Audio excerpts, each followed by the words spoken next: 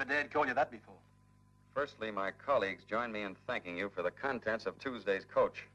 The Scottish smoked salmon made me quite nostalgic, indeed so much that my conscience stirred at the prospect of depriving its rightful owner of such a rare delight. And the case, skillfully resealed, has been returned to the doubtless impatient consignee. Salmon? What about the sovereigns from the mint? Now, wait a minute, there's more.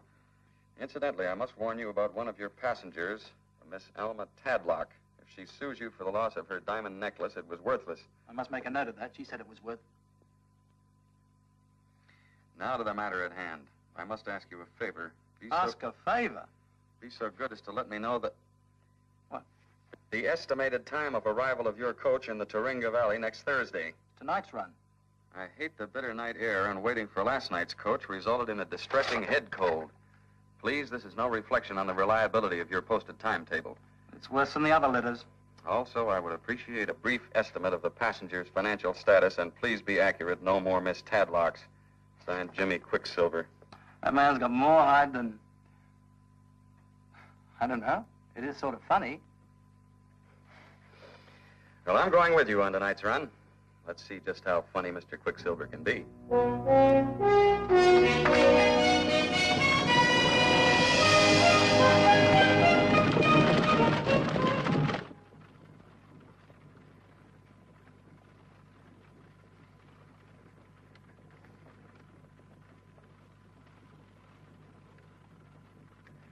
Now, Enid, my dear, you'll ruin your eyes. Put it away, put it away. I've seen it, Alex. Seen what? About this Quicksilver man. It says here that he's robbed 5 cob coaches in the last month. Probably hundreds of miles away from here. Then why did you try to hide it from me? Frankly, my dear, I remembered the fuss you made about those Red Indians when we were crossing Arizona. Yes, we never even saw one.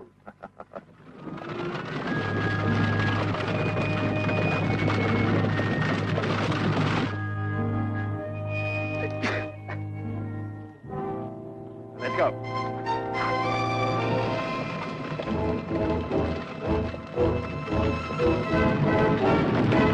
Woo!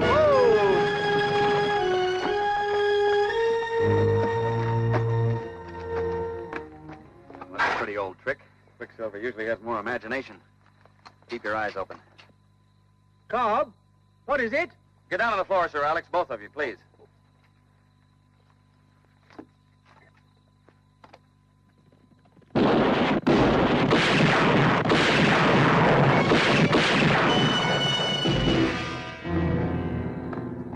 Dummy. Drop your guns, gentlemen.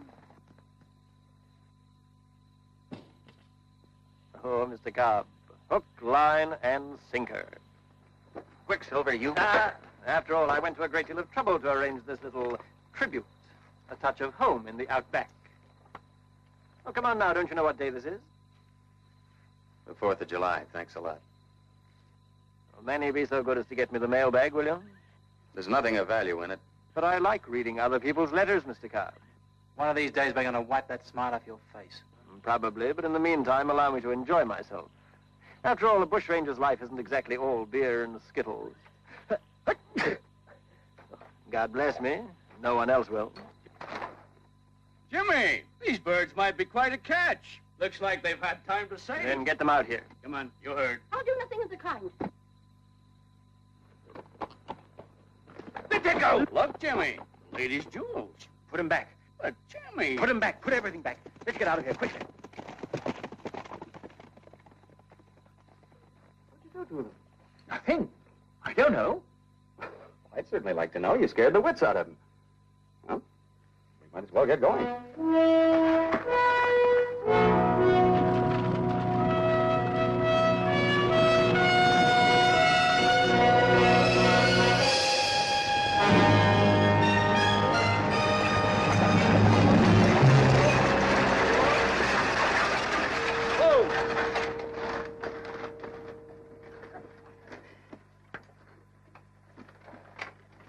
There we are. Cobb, I wonder if you could do us one more favor. Well, if I can, Sir Alex. Could young Dan drive us on up to the homestead? It's about an hour from the town. Well, certainly. What's the name of it? The Randalli? Lord knows how you pronounce it. I don't know it. Yeah, I got it written in this letter. There. Narrandally. Dan, you know this place? No, never heard of it. Is it a big place? Well, my nephew said it's about the size of Sussex. Oh, roughly 60,000 acres. Well, I knew all the stations around here. Well, they can probably tell us in the hotel, and I'm sure Lady Glinda could use a cup of tea. Mr. Cobb, after that extraordinary encounter last night, I could use something a little stronger. Thank you, Cobb. Right here? Thank you. Good morning, Willie. Morning, Mr. Cobb. He had a good, clear run last night. More or less, yeah. Listen, I'm trying to find out... Just as well. Traveling royalty, eh? Oh, not quite. They're here from England to visit relatives. Listen, they have to go on to Narrandally. Which way is it? Is it a town? No, it's a property. Some people named Watling. Not around here, Mr. Cobb. That's what I said. Well, it's got to be. Sir Alec showed me a letter from his nephew. Says it's about an hour out of town. Mr. Cobb, I know every station, every family within 200 miles. There's no Narrandally and no Watlings. Thanks, Willie. This is crazy. How could they get mixed up over a thing like that? I don't know. 60,000 acres just don't disappear overnight. There's something funny about those two old birds. Listen, why don't you scout around town a little bit, see if you can find out anything. I'll meet you back at the office. Right. Well, Lady Glinda, I'm afraid that... Excellent little breakfast wine. You'll join us?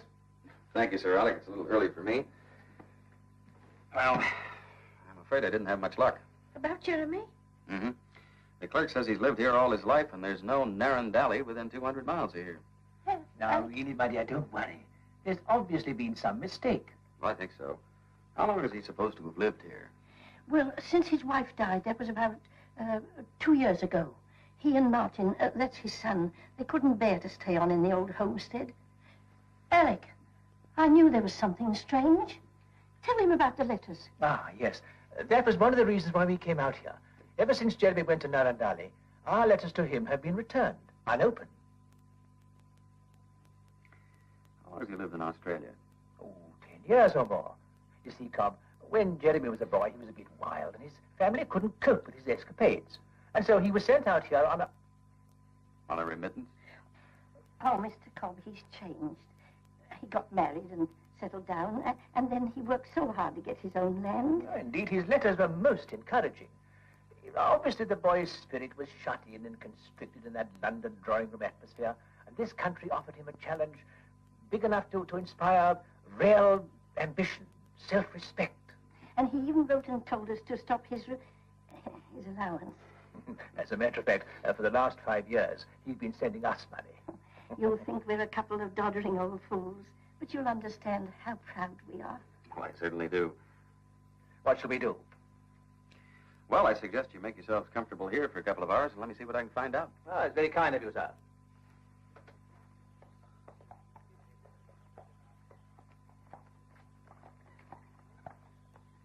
Hey, mate. Excuse me. Heard you asking them about Narrandally. That's right. Beautiful place. You know it. My brother's a drover out there. Beautiful place. People called Watling. Yeah, that's right. Mr. Jeremy. Fine chap. Nobody else ever heard of it. Yeah, well, Mr. Jeremy, he kind of likes to keep to himself. Very high-class sort. Kind of above the town folk here. Just a minute. You know where the place is? Yeah. Was out there the other day, matter of fact. Homestead's way out on a headland. You should see the view. Beautiful place. Look, Watling's aunt and uncle are in town. They're trying to locate him. That's so. Heard Mr. Jeremy had folks back in England. Say, isn't the old boy a baron or something? I remember a story about. Listen, you tell me how to get out there? Yeah, sure. It seems that this uncle of Mr. Jeremy... I mean now. You want to go out now? That's right. I want to go out now. Yeah? I can do that for you.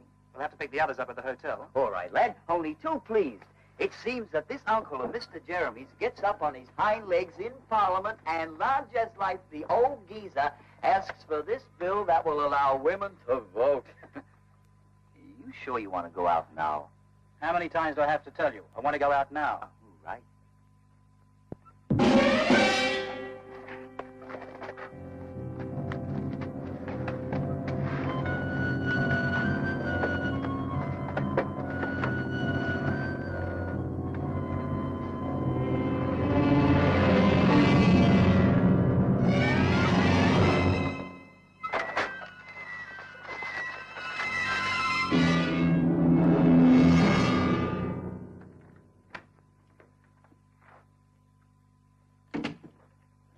help you, or have you already found what you want? Oh, thank you, yes. But I was expecting my aunt and uncle, Mr. Cobb. My name is Jeremy Watling. Well, they're waiting for you over at the hotel. Yes, I know, but I wanted to talk to you first.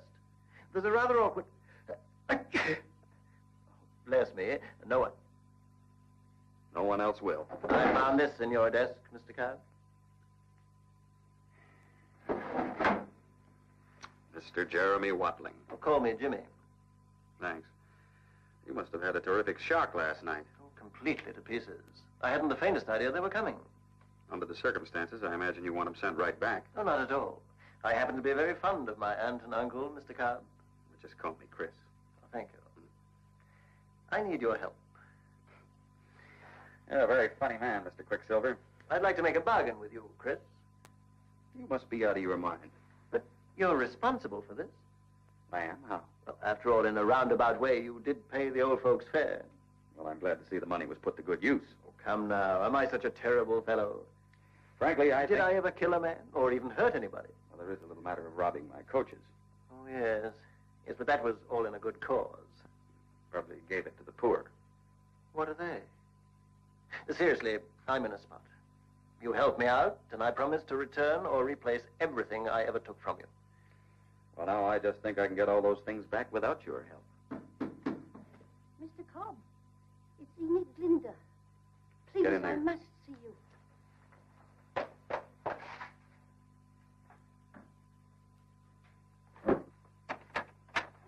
Come in, Lady Glinda.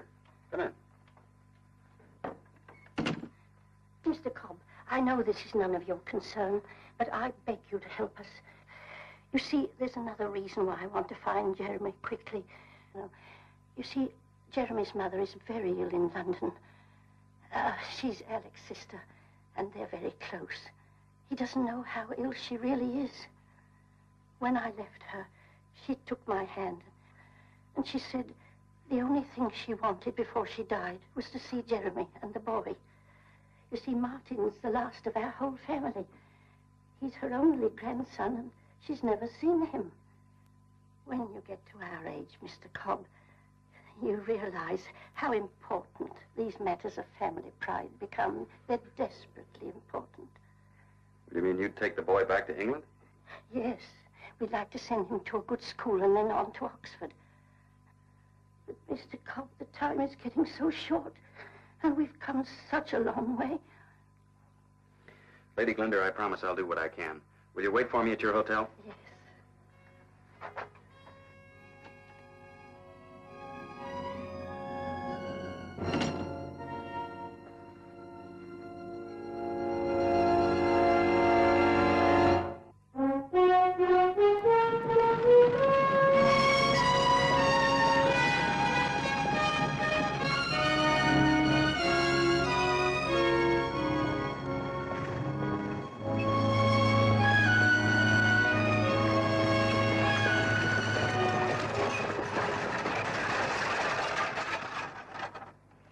Aunt Enid, how nice to see you.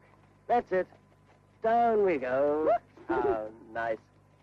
And this is Martin. Oh, Martin. Well, welcome to London. How are you, Jeremy? And there's Martin.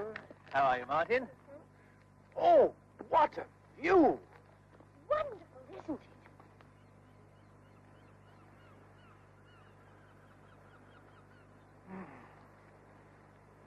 Magnificent. Magnificent. This place must have cost you a small fortune, my dear boy. Well, actually, I stole it. Would you like to see the garden? Come along, Martin. You go swimming down now.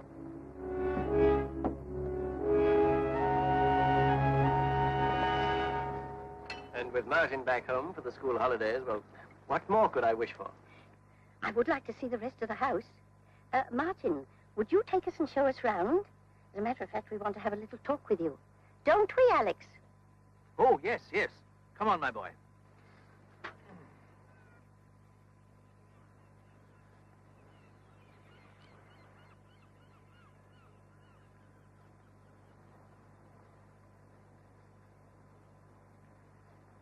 More brandy? Where's Dan Ledward? What? My driver, he's been missing all morning, and I suspect you're a delicate hand in it somewhere. Oh, dear. Oh, Chris, I'm terribly sorry. I quite forgot about Dan. Oh, don't worry, he's all right. Where is he all right? In the cellar. So Dan's a hostage. Well, now, that's just charming. Oh, it's not my idea, I assure you. But you can't expect my associates to understand a gentleman's agreement. Chris, I promise you that Dan will come to no harm. And he's perfectly comfortable. Why'd you have to bring him into this? Haven't I kept up my end of the bargain? Oh, yes, superbly. But Dan will be released the moment that my aunt and uncle leave. Oh, come on now, Chris. Don't you trust me? Now, listen to me, Jimmy. I got into this for one reason. I like those old people, and they can do something for your son. Yes, I suspect that's the reason for the discreet exit.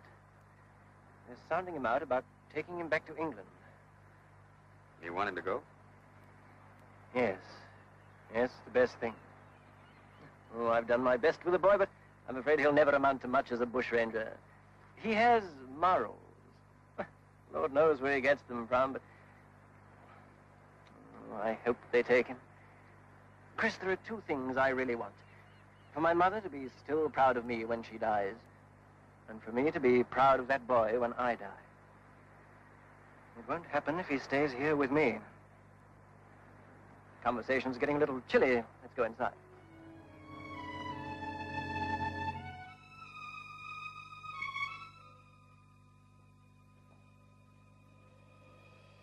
All right, Quicksilver, this is it. Dan, my boy, didn't you like the cellar? Now cut the jokes. Where's Chris? I hope changing for dinner. So he doesn't know about you, eh? Now, what can I get for you? For a growing lad, I think sherry might be suitable. Get your hands up, Quicksilver. Come now, Dan, aren't we overdoing things just a little? I shall have to have a word with Chris about your manners. I'm the one who'll be having a word with Chris. Thanks for the loan of it. Oh, hi, Dan. I thought you were in the cellar. Huh? Yeah, Mr. Watling told me. He told you. Hmm? You're up changing into your fancy clothes when you knew I was... Oh, now, calm down. I knew you were all right. He explained. Chris, you know who this is? Uh-huh. Jimmy Quicksilver. I know. Now, put the gun away. You know. I'll explain everything to you on the way home. Everything's all right, Chris. I've got the police. You what? This isn't even his house. The real owner's locked in a cellar with What did you say about the police? I got out through a window, pinched one of their horses, and rode into town for the constable. He's half a mile down the road now with every trooper in the district. Oh, no. What Dan, do you mean, oh, no? get the coach and bring it around to the back door. What about him? Never mind, just get the coach. You better take this. Dan! Aren't you staying for the fight? There isn't going to be any fight. I'm going to tell your aunt and uncle the truth and get them out of here. You're going to tell them the police are coming after me? It'll hurt a lot less than a belly full of bullets. But what about your promise? Back to Sydney, remember, without them knowing about me. I'm sorry, it's too late for that. But I kept my side of the deal. 2 wagons outside your office with everything I ever took from you. Jeremy! Jeremy! What the devil's going on? People rushing about shouting. Jeremy, what is it? Bushrangers! We're being attacked by bushrangers. Lady Glinda, Martin, come on. Come over here and take cover. They're all around the house. We don't have a chance of getting out. Nonsense, boy. We can dash well shoot our way out. Chris, what'll we do? Well, get them out into the hall. I don't care if you have to do it at gunpoint. You do it. Take your hands off me. My body.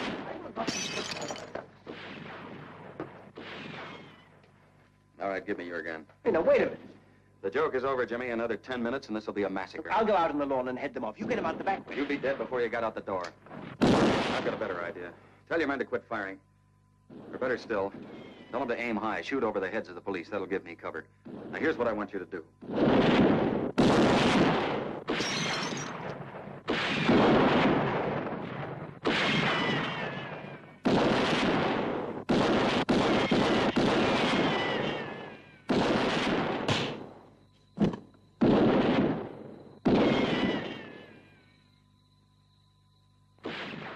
Go with them, sir.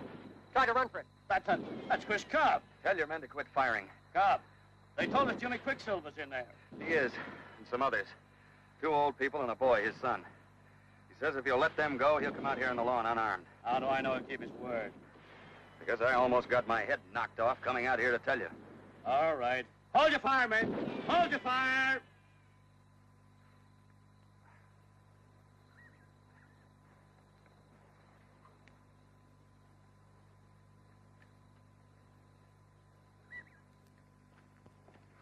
Looks like we got them, Chris.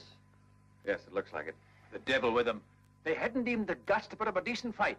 It's the same man that held up the coach, isn't it? The very same, Lady Glinda. Now, I think we'd better leave here before they bring up reinforcements. Ah, sound strategy. All right, Dan's got the coach waiting outside. Lady Glimmer? Sir Alec?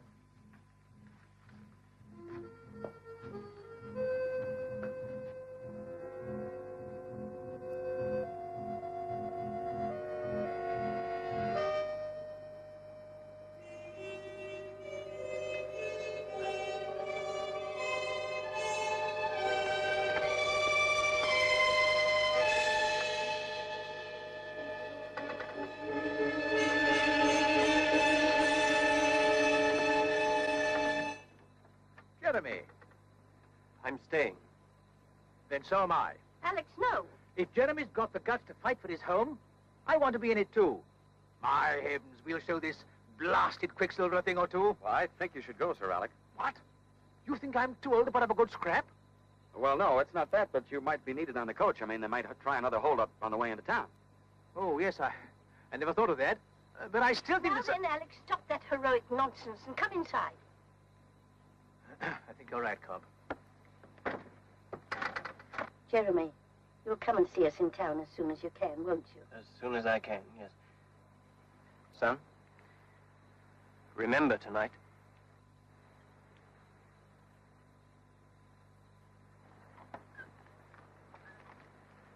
Remember your promise. It'll be kept. Good luck. All right, Dan.